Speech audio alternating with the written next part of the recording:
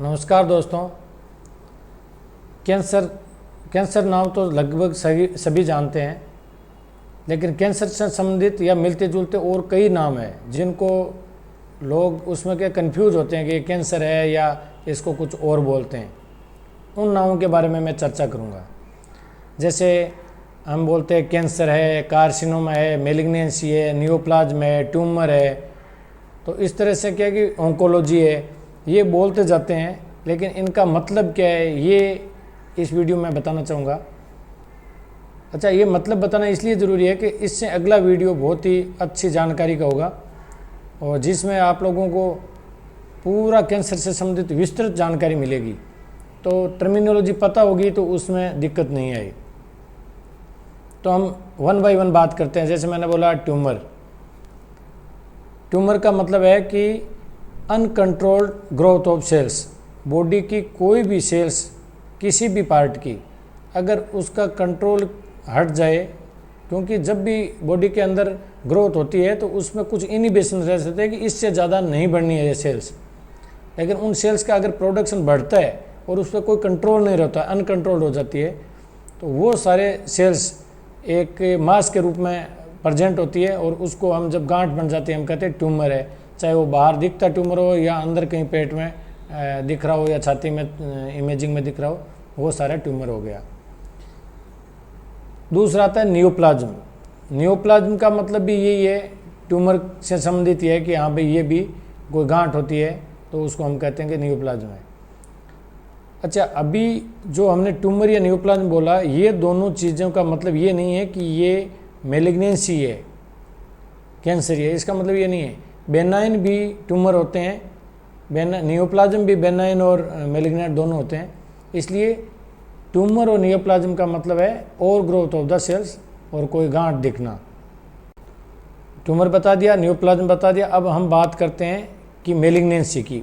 Malignancy का मतलब ये होता है कि वो सेल्स जो अब आसपास के एरिया में इन्वेड कर सके और बॉडी के दूसरे पार्ट्स में भी, ब्लड वेसल के थ्रू या लिम्फ के थ्रू दूसरे पार्ट्स में भी फैल के वहाँ भी अपनी ग्रोथ करके वहाँ भी अपन नया ट्यूमर डेवलप कर सके।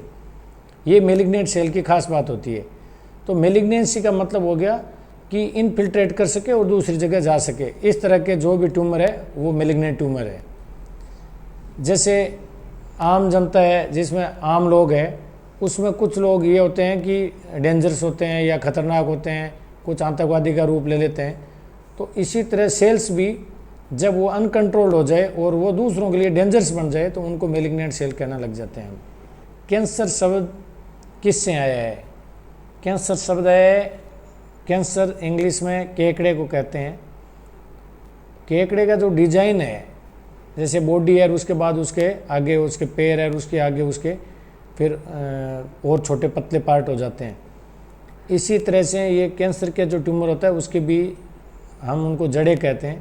उनकी ग्रोथ होती है और दूसरी सेल्स में फैलती रहती है। तो आसपास के 1-2 सेंटीमीटर उसकी फैली होती है जो हमें दिखती नहीं, लेकिन वो वहाँ पकड़ बना लेती है। तो अगर हम ट्यूमर को निकालेंगे तो भी वो पार्ट पीछे रह जाता है, या ये किया ट्यूमर के आसपास का निकाल दिया तो भी वो सेल्स पीछे रह सकती है जो हमें दिख नहीं रही हो। क्यों? आगे आगे आगे इसकी कैंसर दिखने की बजाय छोटा होता जाता है, लेकिन वो उनकी पकड़ रहती है। अगर एक सेल भी बच जाए तो वापस रीग्रोथ कर जाती है। इसलिए जो कैंसर है इसका मतलब ये मेलिग्नेंसी है। ट्यूमर नियोप्लाज्म अलग चीज़ है, उसमें बेनाइन और मेलिग्नेंट दोनों आते हैं। कैंसर या मेलिग्नेंसी जो मेलिग्नेंट बोलते हैं, ये एक्चुअल जो हम बात कर रहे हैं कैंसर की, वो कैंसर है। कार्सिनोमा मतलब कैंसर के जो ट्यूमर्स है उनको कार्सिनोमा कहते हैं। तो ये भी मेलिग्नेंट ही है, कार्सिनोमा भी।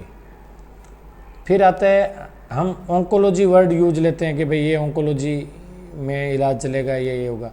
ऑन्कोलॉजी का मतलब है विज्ञान की वो शाखा जिसमें कैंसर से संबंधित उसका डायग्नोसिस हो, चाहे उसका ट्रीटमेंट हो या उसका फॉलोअप हो या उसकी नई रिसर्च हो, वो सारे काम जिस ब्रांच में होता है उसको ऑन्कोलॉजी कहते हैं।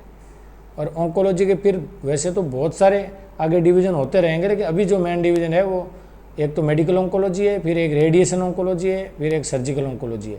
इनके बारे में मैंने पीछे वीडियो में बताया है और आगे भी मैं अगली वीडियो में फिर बताऊंगा। तो अभी मैंने जो टर्मिनोलॉजी बताई है ये ध्यान रखने की चीज़ है कि ट्यूमर और नियोप्लाज्म, इसका मतलब कैंसर नहीं है, कैंसर हो भी सकता है और बेनाइन भी हो सकता है। फिर आता है मेलिग्नेंट कैंसर खुद और कार्सिनोमा, ये तीनों चीज़ मेलिग्नेंसी है जो आसपास के एरिया में फैल सके।